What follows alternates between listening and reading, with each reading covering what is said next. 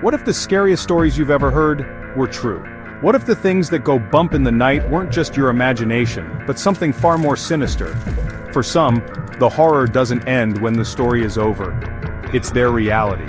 Tonight, we dive into the darkest corners of Reddit's NoSleep, where real people share their most terrifying experiences. These are raw, first-hand accounts of events that defy explanation and leave permanent scars.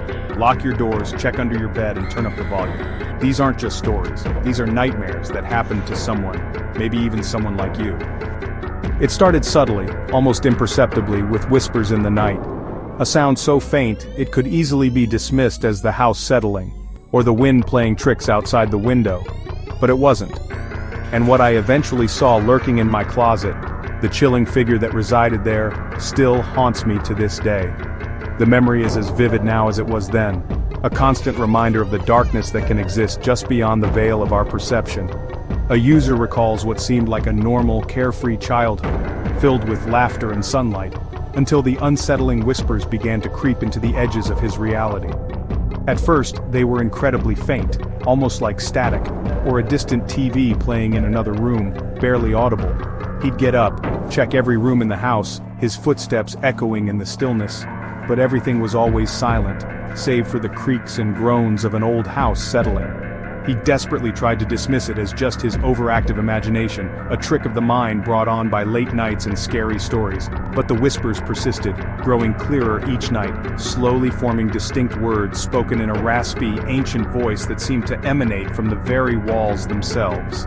The unsettling sound, no matter where he was in the room, always seemed to originate from his closet. One night the whispers were so intense, so insistent, that he was unable to take it anymore. His nerves frayed and his curiosity peaked. Summoning every ounce of courage he possessed, he grabbed a flashlight, its beam trembling in his hand, and cautiously approached the ominous closet door, his heart pounding against his ribs like a trapped bird. The whispering grew louder, more distinct, slithering like a serpent through the narrow crack in the door, beckoning him closer to the unknown. He hesitantly reached for the cold, metallic doorknob, every fiber of his being screaming at him to turn and run, to escape the growing dread that was consuming him. But the insatiable pull of curiosity, the desperate need to understand the source of the whispers, ultimately won out over his fear. With a deep breath and a surge of adrenaline, he slowly opened the door. And as the door swung inward, the whispers abruptly stopped. Silence descended, heavy and absolute. He cautiously shined his flashlight into the dark abyss of the closet. Nothing but his familiar clothes hanging neatly, a few forgotten boxes, and a jumble of shoes scattered on the floor. A wave of relief washed over him, loosening the knot of tension in his shoulders. Maybe it was all just a figment of his imagination. But as he took one last, lingering sweep of the closet with the beam of his flashlight, searching for any explanation, any sign of what he thought he'd heard, he saw it, and his blood ran cold.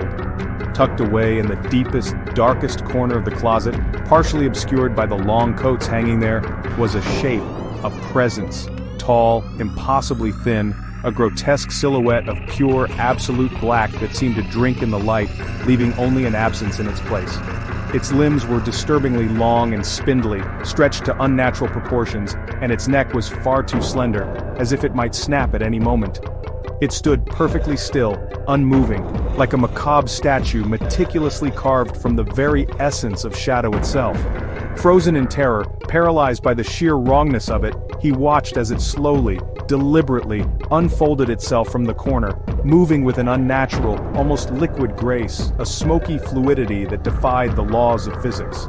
It had no discernible face, no features to speak of, but he felt its gaze boring into him, a cold, crushing pressure that seemed to suffocate him, stealing the air from his lungs.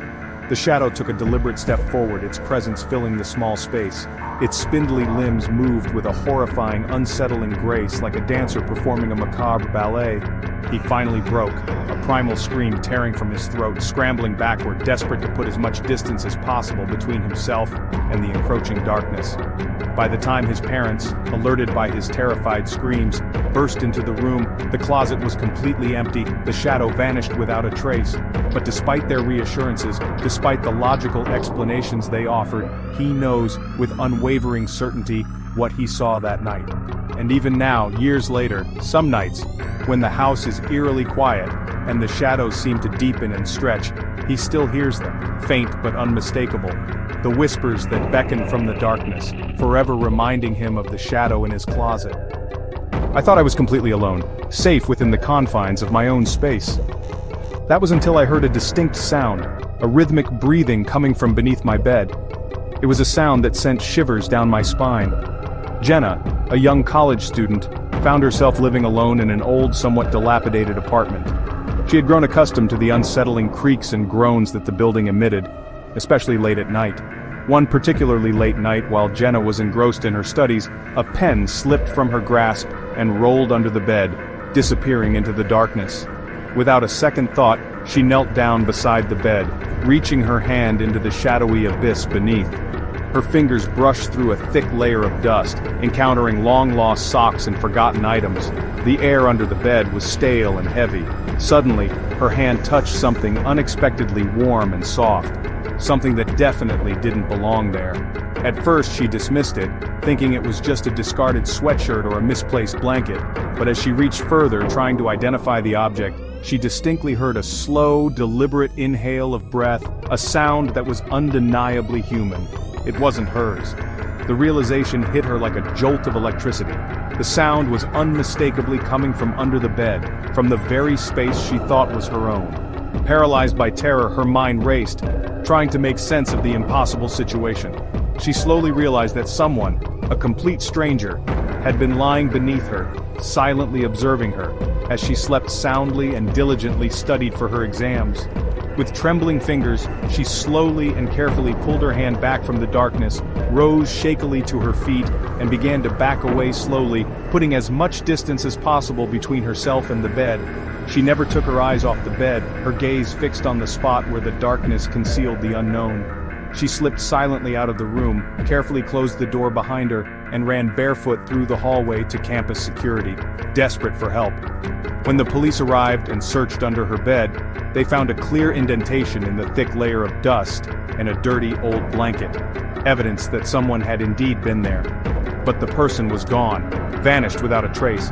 There were no signs of forced entry, no broken windows, no jimmied locks. It seemed that whoever it was had a key to her apartment, or had somehow managed to slip in unnoticed while she was home. Jenna, understandably traumatized, never returned to that apartment. To this day, haunted by the chilling experience, she sleeps with her mattress placed directly on the floor, forever wary of the darkness beneath. My phone rang at 3 in the morning. The caller ID was my best friend, who died last year. Mark lost his best friend David in a car accident. He never deleted David's number. Sometimes, late at night, he'd scroll to the contact, wishing for one more call. One night, his phone rang. The screen glowed. David. It had to be a dream, but the phone kept ringing. Mark answered, breathless. Hello? Silence. Then, through static, David's voice. Mark, can you hear me? Mark was frozen, joy and terror mixing. David, is that you? How is this possible? The static grew louder. It's so cold here, Mark, David whispered, voice filled with sadness. Mark pleaded for answers, but the line went dead. The call log showed an incoming call from David, lasting 47 seconds. He tried calling back, but the number was disconnected. Mark never got another call. He doesn't know what to believe, but every night he hears those words. It's so cold here. Every night, without fail, the heavy oak door would lock itself with a distinct click that echoed through the old house. It was a sound that sent shivers down their spines, a nightly ritual of the unexplained.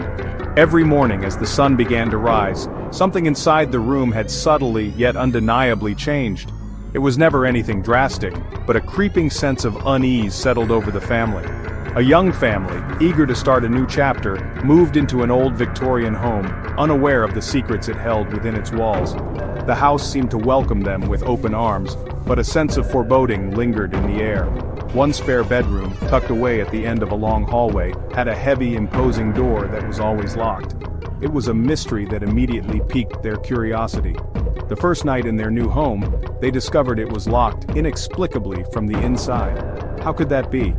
They called a locksmith who, after much effort, managed to open it, providing them with a shiny new key. He warned them about old houses and their quirks, but the very next morning the door was locked once again, and again, from the inside. The mystery deepened. Upon entering, they found boxes that had been neatly stacked were now moved haphazardly, scattered across the floor. The family members looked at each other, a mixture of confusion and apprehension on their faces, though no one admitted to touching them. Determined to find an explanation, they taped the latch securely before going to bed. In the morning light, the tape remained unbroken, seemingly undisturbed. Yet, despite the intact tape, the door was undeniably locked tight.